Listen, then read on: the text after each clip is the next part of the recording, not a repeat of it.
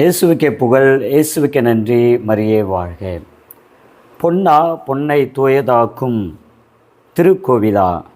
அன்புமிகு இறை மக்களே, இன்றைய நாளிலே மத்திய 23:13 22 வசனங்கள் வெளிவேடக்காரரான மறைநூல் அறிஞர்களையும் பரிசேயர்களையும் ஆண்டவர் இயேசு கிறிஸ்து சாடுகின்றார். அவருடைய வெளிவேடத்தை சாடுகின்றார். உண்மைத்தனம் என்பது இன்றைய உலகத்திலே குறைந்து கொண்டே வருகிறது. பொய்மை என்பது வளர்ந்து கொண்டே வருகிறது. எனவேதான் இன்றைய காலகட்டத்தில் மக்களுடைய மனநிலை எப்படி மாறிக்கொண்டு வருகிறது. எல்லாம் பொய்மையெல்லாம் உண்மையாக பார்க்கப்படுகிறது, உண்மையெல்லாம் பொய்மையாக பார்க்கப்படுகிறது.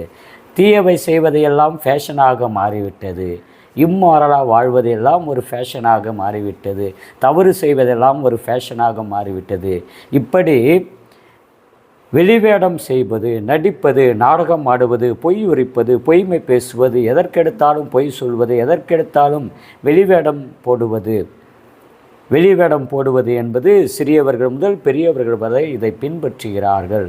குருக்கள் முதல் பெரியவர்கள் வரை, படித்தவர்கள், பாமர மக்கள் என எல்லோருமே இந்த வெளிவேடத்தை பின்பற்றுகிறார்கள்.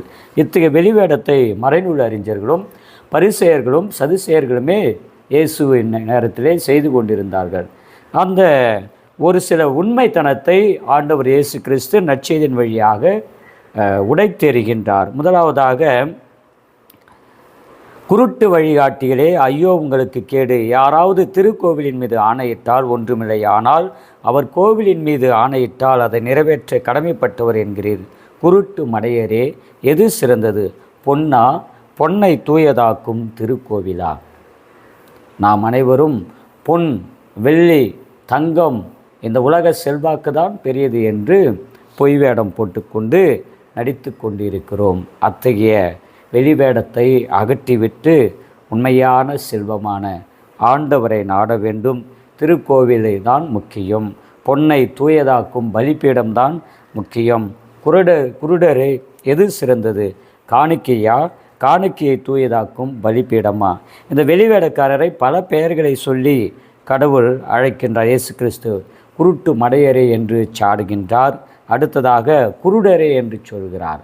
குருடர் என்பது இங்கு கண் இருந்தும் குருடராக நடித்து கொண்டிருக்கின்றோம். பார்வை இருந்தும் குருடராக நடிப்பது, மனிதநேயனாக வாழ வேண்டி இருந்தும் மனிதநேயமற்ற நிலையில் வாழக்கூடியது, பிறரை ஏமாற்றாமல் இயேசுனுடைய அந்த கிறிஸ்துவ வாழ்க்கைக்குரிய மதிப்பீடுகளை கொடுக்காமல் ஏமாற்றி நடித்து கொண்டிருப்பது தான் வெளிவேடக்காரத்தை குறிக்கிறார். எனவே குருடரே, எது சிறந்தது? காணிக்கையா அல்லது காணிக்கையை தூயதாக்கும் பலிப்பீடமா என்று எல்லா பங்குகளிலிருந்தும் எப்படி மக்களிடமிருந்து காணிக்கைகளை பெற முடியும் என்பதை பற்றி தான் யோசித்து கொண்டிருக்கிறார்களே தவிர, அந்த காணிக்கையை தூயதாக்கும் பலிப்பீடத்தை பற்றியோ, திருக்கோயிலை பற்றியோ, அல்லது அந்த பலிப்பீடத்தை பற்றியோ, அந்த ஆலயத்தை பற்றியோ, ஆலயம் என்கின்ற ஆன்மாவை பற்றியோ யாரும் கவலைப்படுவது கிடையாது.